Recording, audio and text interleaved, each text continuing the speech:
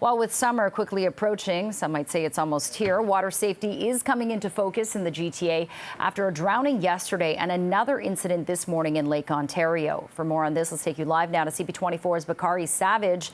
Bakari, very disconcerting at how many people are having incidents by the water.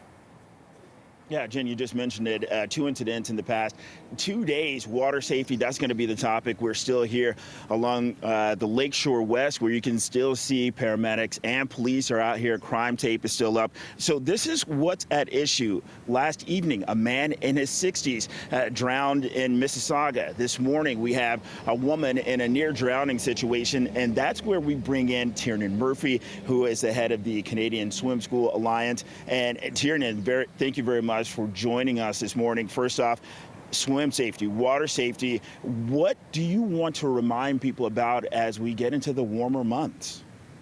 Well, thanks for having me on. I mean, this is a really unfortunate situation, and we've really been impacted during COVID with our access to swimming lessons, and we've been working with the provincial government to try and increase access. Recently, you heard some of the announcements with taking away some of the barriers so we can get more lifeguards, more instructors trained to be able to teach Ontarians what to do in these critical situations. But I would say number one is learn those life-saving skills around what to do around the water when you fall into it. And getting access to those programs, whether it's at a YMCA, a municipality pool, or a private swim school, getting yourself and your kids enrolled in those programs is the first step. Okay, Tiernan, there are a couple things that I want to tackle here while we have this conversation. One, when it comes to life-saving efforts, CPR, talk about the importance of that and how easy it is to get CPR certified via the Red Cross or some other organization that can provide that training for free. Yeah, I mean, there's really kind of 5 steps to being safe around the water. Number one is fence the pool, shut the gate, right? Teach your kids to swim and yourself. The fourth one would be around supervising each other around the water. And the last one is resuscitate. There's many organizations across Ontario that are teaching these skills, and it can sometimes be just a one-day course to learn these CPR and rescue breathing skills to learn what to do in these situations. And when it comes down to actually being in these situations, if someone is not considered to be a strong swimmer, but just a good enough swimmer, if they see someone in distress, should they attempt to, try to save this person, maybe putting their own lives in danger, or should they just call 911 and wait for someone to arrive? You never want to be within contact of a person who's drowning. You always want to have some space.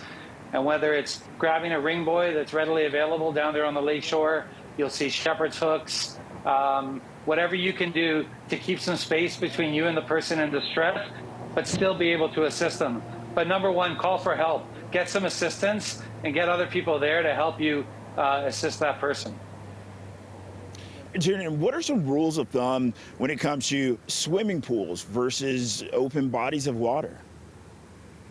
Supervision is key, right? When we have these backyard pools that we're starting to open up, you've got something in your backyard that people see as really fun and engaging, but it can also be really dangerous. So fencing that pool, shutting the gate, teaching your kids how to swim, and supervising them when they're around that water is so, so important. Stay off your phones, keep your eyes on the kids, and engage with them. And Tiernan, we do have to wrap. As we wrap, my last question to you is lifeguards, the importance of those and the lack of those in areas around town. So the provincial government last week just made a key announcement.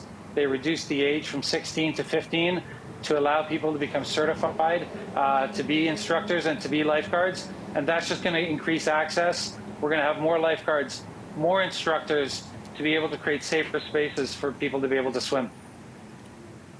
Tiernan Murphy, head of the Canadian Swim School Alliance, thank you very much for your time and your insight this morning. Tiernan, thank you. You're welcome. You're welcome.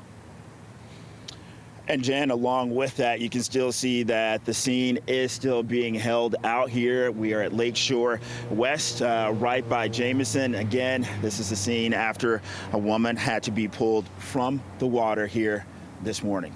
Jen, back to you. Okay, Bakari Savage reporting live. Very important conversation. Thank you.